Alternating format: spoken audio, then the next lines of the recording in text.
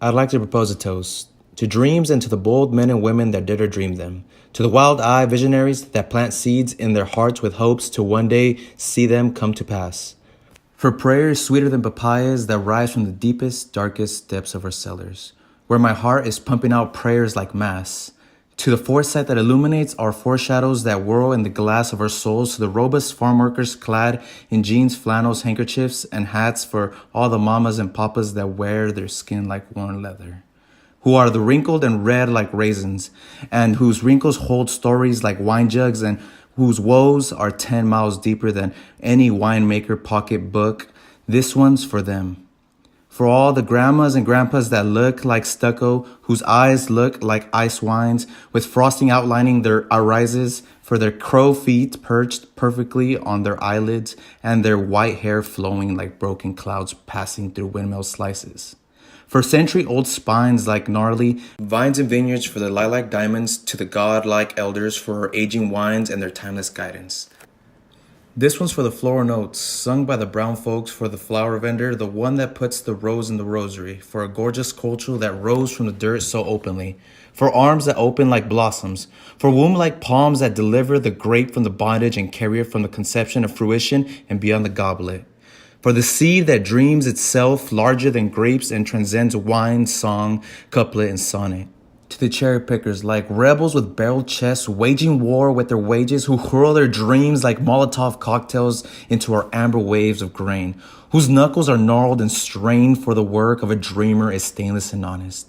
For the protagonist, the antithesis, the subplot, and most importantly, the conflict. You see, I know copper-skinned women and men that work for pennies. I know mothers that never feel beaten. Machine-like mothers that clean hotels by day, sell Avon at night, and work the fields on the weekends. So this one's for freedom. For children with eyes like plums, whose hairs look like dark chocolate, waterfalls pouring out and catching the sun. For precious sunflowers with green thumbs that have never been embarrassed of their hardworking parents, that pick pears and pluck asparagus. This one's for the families that get scattered for work all across the Americas. It's ugly. I know a girl that was held for ransom at birth just beneath the border by bad men known as coyotes who you gotta pay to smuggle dreams into this country. It's beyond ugly. It's heart-crushing. So this one's for the underbelly, for the juggling of children over rivers, for dodging dogs and militias, for sliding dreams past the law writers passing laws higher than the barbed wire they're casting, the people they're pruning and the hopes they're smashing. To the mighty migrant worker, may your hands and spine always nurture the vine. May the cups of all your tomorrows be filled with the fruits of your labor. And may the dreams you dream of find the freedom in the land of your neighbor. To you.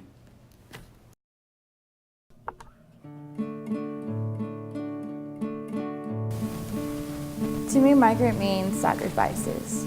Sacrifices is leaving your hometown, leaving friends and family behind in order for your family or yourself to have a better life in the future.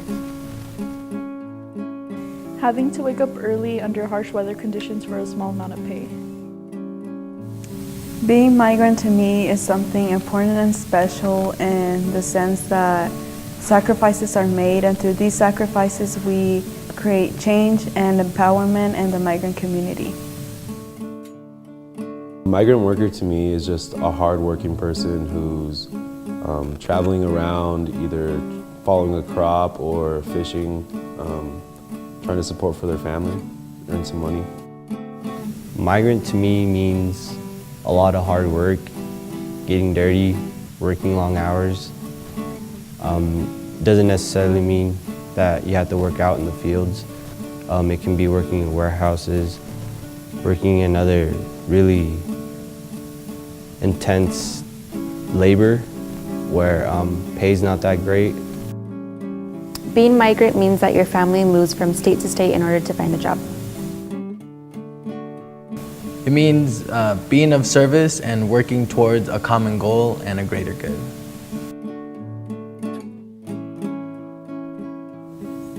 I want Eastern to know that migrant workers aren't just illegal residents. Like, I feel on the news and on social media, a lot of time that's what migrant workers get associated with. and that's really not the case. I want Eastern to know that migrant workers are not just only Latinos. There's Native Americans, Asians, and Pacific Islanders. Any race, any age can be a migrant worker.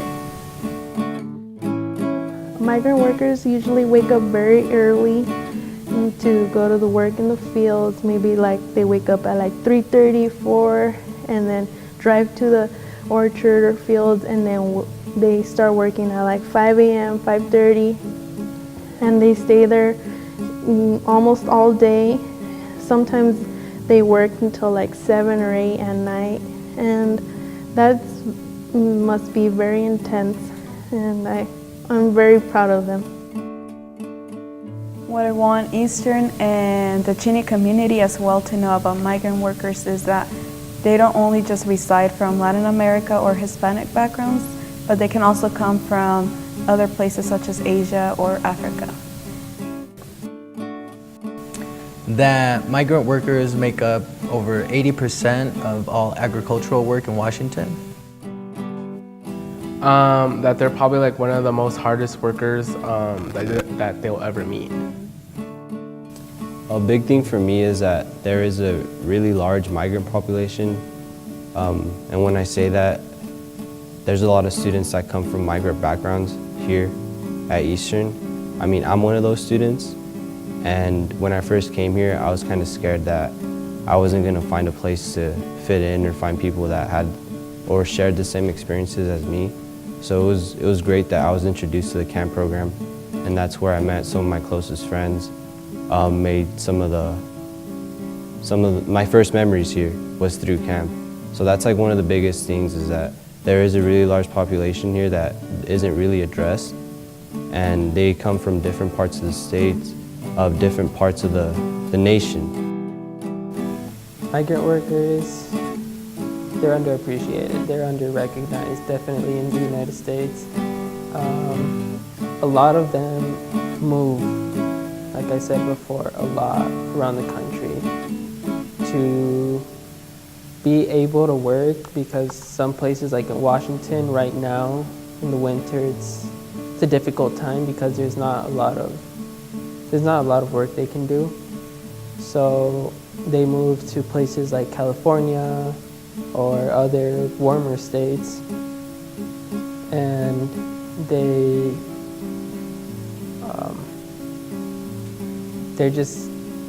generally work in field work. So they go from picking grapes, apples, you name it. It's the work they do. Since I've worked in the fields before as well, it is not easy.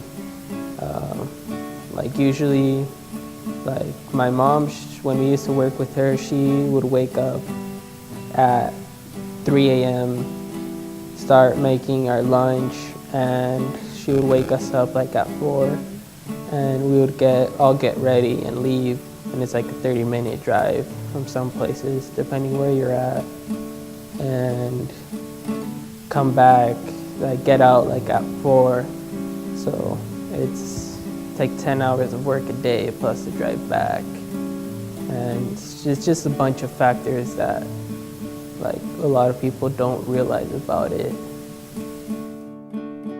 Migrant workers are hard workers who deserve as much respect as someone who has an education. That they're the underrepresented of the working class. Hashtag I am a migrant, but I am not undereducated, because some people stereotype that Hispanics don't continue their education. Hashtag I am migrant, but I'm not incompetent. In other words, migrant workers are also skillful people with dreams and aspirations. A fact I would like to share is that in some states, children as young as 10 are allowed to work in agriculture when school is not in session. I'm a migrant, but I am not uneducated. There's a lot of other migrant workers that are the same as me. I know because I've met people when I've been working that they come from Colombia, Salvador, Mexico, and a lot of them have degrees. Some people are teachers, medics. I've even met an engineer, but just the opportunity isn't as easy in other countries, so they tend to come here and work any way they can to survive. It's a lot more common than people realize. I'm a proud child of migrant workers. I'm a proud Chicana working towards her education and getting a degree in public health and a minor in Chicano studies. I am migrant and I want more.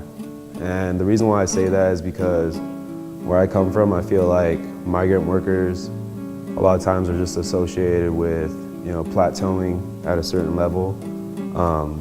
We're just fine with just working the jobs that we have, and a lot of people don't understand that we work those jobs, and our parents, our family work those jobs because we want better. We want more for ourselves and our family. Hashtag, I am migrant, but I am not stealing people's jobs. I am currently a student here studying at EWU. From the past experiences, from what my parents have told me about their hardworking stories, working in the fields has taught me a lot. So, for example, there are a lot of people working out in the orchards all seasons long, and that is a very sacrificing job. It doesn't pay a lot. It's a yearly hard job, but that doesn't mean that we are stealing someone else's jobs, because anyone can try that job, but it just depends on if someone is physically able to do that job. So for example, last summer I worked in the field picking apples, and I woke up very early, had to make my lunch, and then head to work, and that was very tough. And I only did that during the summer, but imagine doing that throughout the whole year. That has motivated me to continue going to school, because I don't want to have a job working in the fields all year long and not be earning as much as I can get if I get a higher degree. That's why I am glad that I am studying here at a college. A fact I'd like to mention about migrant workers is that their average annual wage is anywhere between $12,000 to $15,000 in the state of Washington. Hashtag, I'm migrant, but I am not a failure, because I know people back home don't even have a chance to come to university because they don't have like money or like the support, but since my parents gave me that, I want to make them proud. An educated graduate student.